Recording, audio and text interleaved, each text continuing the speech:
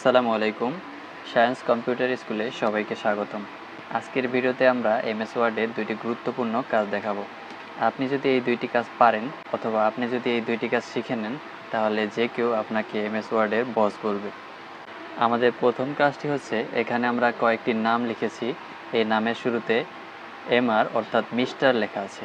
আমরা যদি চাই এমআর এর পরিবর্তে এমডি আসবে, মুহাম্মদ আসবে, তাহলে আমরা এক এক করে লিখতে গেলে অনেক টাইম লেগে যাবে।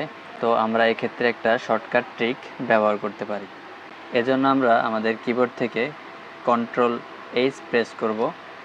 শুরুতে ফাইন্ড হটের জায়গায় আমরা লিখে দিব MR ডট, রিপ্লেস উইথের এখানে লিখে দিব MD ডট।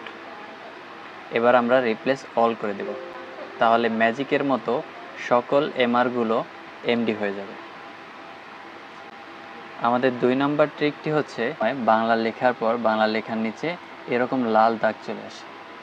আমরা চাইলে এই দাগটি সহজেই দূর করে দিতে পারি।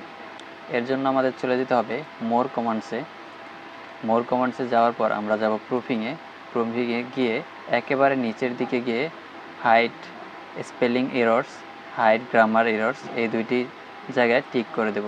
তারপর আমরা ওকে প্রেস করব। তাহলে বাংলা লেখার নিচে, শুধু বাংলা নয়, যে কোনো লেখার নিচে যদি লাল অথবা সবুজ যে কোনো রঙেরই দাগ থাকুক না কেন, আমরা এখানে গিয়ে ওই দাগটা উঠিয়ে দিতে পারবো। এরকমই ইন্টারেস্টিং ভিডিও দেখতে আমাদের চ্যানেলটি সাবস্ক্রাইব করে পাশেই থাকুন। ধন্যবাদ।